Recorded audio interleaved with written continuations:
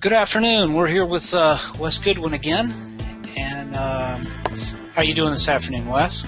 I'm well, thank you. How are you? Good, good. Just wanted to talk about just your overall services and service in the area. How long have you been service in the area? Since about 1994. Okay, so a good long time. And most people don't realize that when it comes to data recovery and forensics, conversion and such, that somebody without a lot of experience in that area, I'm seeing that their assumption is, well, there's somewhere just right around the corner, kind of like your local computer shop would be, and that's really not the case. There's, from the standpoint of full-scale data recovery companies, forensic, it's such a specialized area that there's a couple of dozen big players, which DataBank is, but they don't have a location around every corner like you would say a Best Buy or just your computer shop. Can you elaborate any further on that? Have any feedback just from your experience in that area? Yeah, my experience is that there are certainly more data recovery labs now than there were, say, 15 years ago. But they're not in every city by all means. And some people operate differently than others. Some people have lots of drop-off locations in various cities, or partners that will collect a hard drive, but they still end up shipping it to the main data recovery lab. Right, and DataBank's main lab is in Austin, Texas, but we have drives, cases coming in from all over the world. With same day or next day delivery, FedEx and UPS, it's really easy to to receive stuff like that. Most people are thinking they could just, like I said, drive around the corner, and that's not necessarily the case with what most people are experiencing. In fact, what I have experienced, in fact, you were mentioning this earlier, is a lot of people get frustrated that there isn't somewhere just right around the corner, that they actually have to package it up and send it off. But that's more common than anything else. It just because the extent of and the cost of constructing labs, it's almost cost prohibitive to do that. From what I've seen, would that be the case as far as with DataBank situation and just in general the industry? I think so, yes.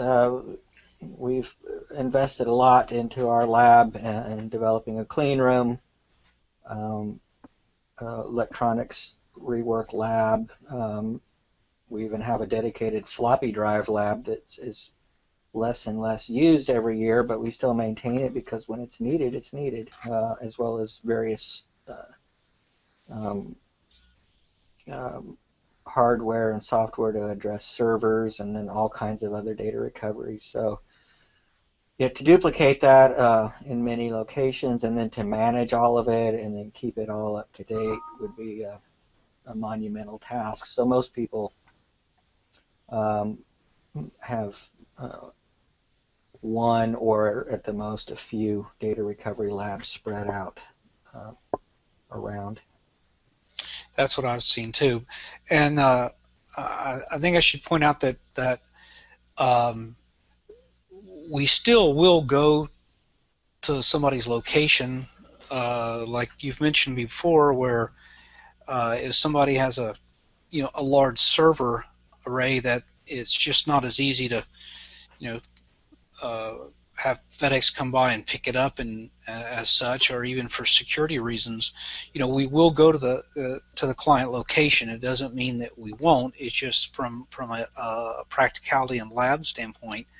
The main lab is located in Austin, like I've mentioned, but we will travel. In other words. Yeah, we can travel when and we can certainly do some triage on site. But of course, our resources become limited to what we take with us, and often cases the exact problem is unknown. So it's best if we can have our resources with us when we do the full-scale data recovery. And it's common that, like you say, we can go to a client site, do some triage, and maybe get what we need, and then bring it back to our lab. Or there are cases when we can just do the full data recovery on site. But it is a lot more expensive, and we are more limited on what we can do when we do it that way. And that makes sense. I would think that most people would understand that type of thing, and that goes for the forensics too. And your conversion services, as far as I would assume, I would think that the conversion, most stuff is sent in versus you going out anyway, or your team.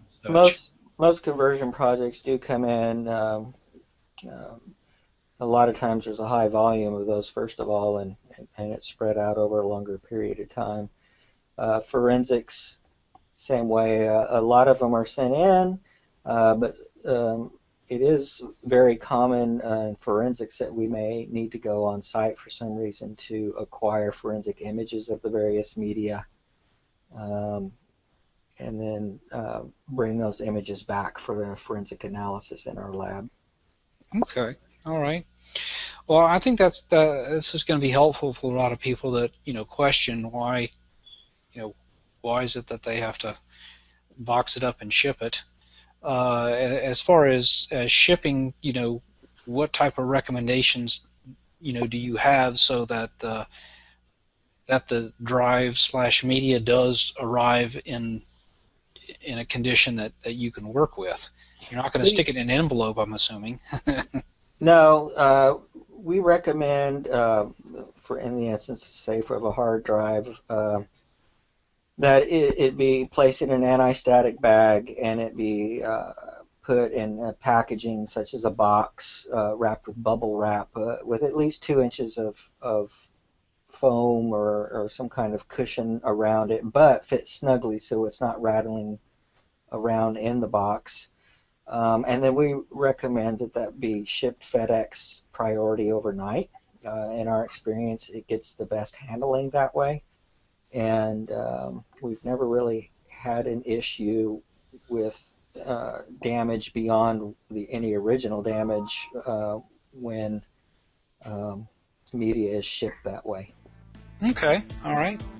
Well, Wes, I appreciate your time, and this is going to be really helpful for people, and I'm sure once again we'll be talking again soon. Thank you, Ken. All right, take care. Have a good afternoon. Bye-bye.